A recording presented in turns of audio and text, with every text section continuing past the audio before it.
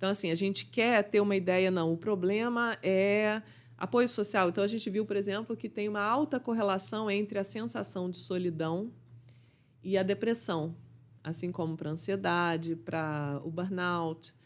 Então, e isso foi mais evidente ainda durante a pandemia, né? Então, assim, a inclusão social é importantíssima. Como a gente acabou de discutir, né? Somos animais Exatamente. sociais, né? E é Exatamente. interessante esse ponto, Fátima, né? Eu tento reforçar isso sempre que eu posso no digital, de um modo geral, né?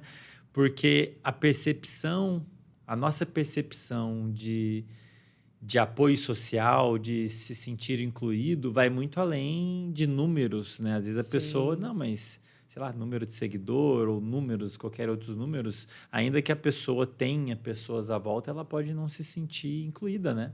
Exatamente. Você pode ser parte de uma turma na graduação, por exemplo, e se sentir, e realmente isso pode acontecer, né? Excluído.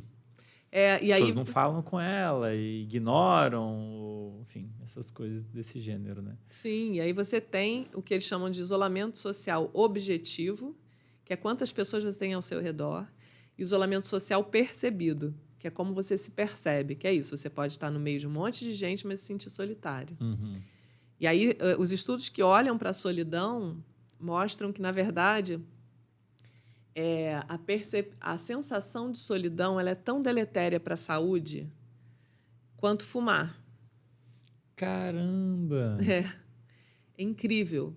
Então, assim, você ser solitário tem um impacto na sua saúde física, inclusive, que é equivalente, eles têm até um cálculo, a fumar tantos cigarros por semana. Então, assim, é altamente prejudicial.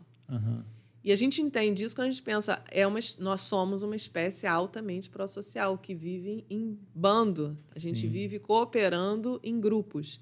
Então, a gente tem uma necessidade básica de formar laços afetivos, duradouros, e mesmo que em quantidades mínimas. Eu não sei se você conhece o estudo da Harvard? Qual deles? Então, é um estudo que acompanhou uma turma de...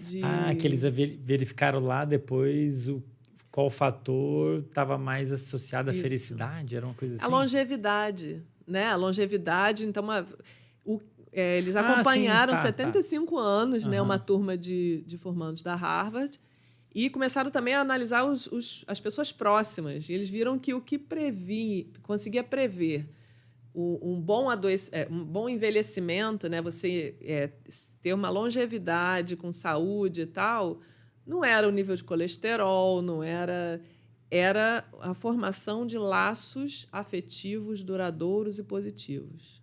Então, assim, você ter pessoas próximas que você não se sinta solitário. Sim. Qual que é o critério que a gente usa para dizer que um laço... porque acho que a pergunta todo mundo deve estar fazendo, né? Tô fugindo totalmente do roteiro, que eu já desisti, Fátima, desse roteiro aqui. Tá bom. Né, formar laços...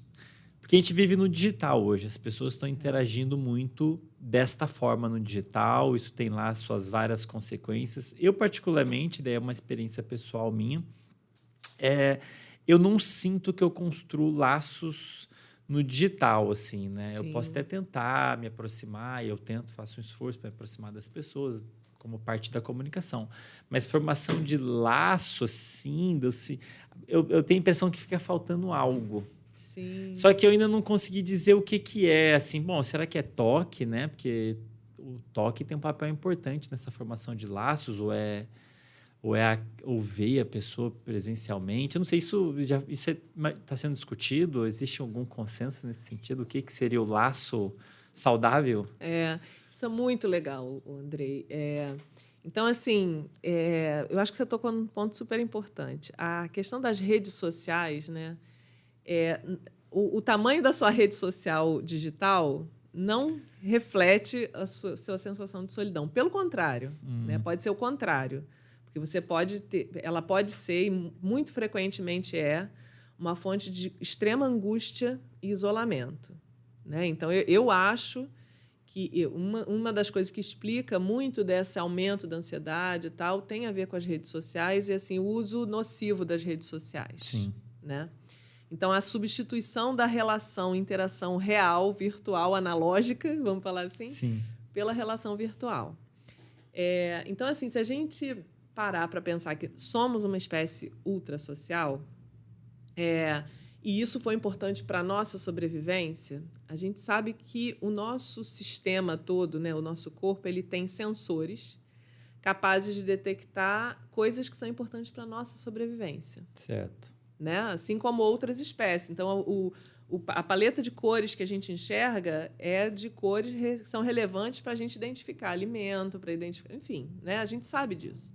Surgiu até um termo durante a pandemia que é a fome de pele. Acho que eu me lembro disso. Viu isso?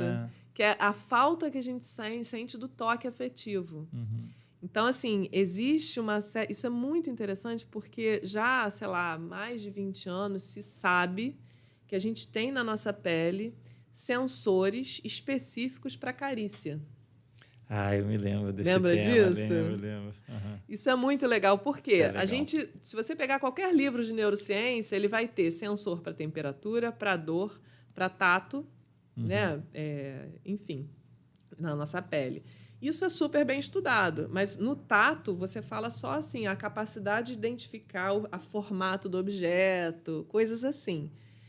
E se negligencia completamente os sensores para toque afetivo. Então, você tem um tipo de sensor específico para isso no seu corpo todo, na pele que tem pelos. A gente não tem esses sensores na pele sem pelos. E eles são importantíssimos. E tem, assim, ele já é caracterizado, inclusive, a velocidade e a intensidade do toque, né? E são sensores que trazem informação tão importante que, por exemplo, tem um estudo muito legal com bebezinhos recém-nascidos que vão para a UTI.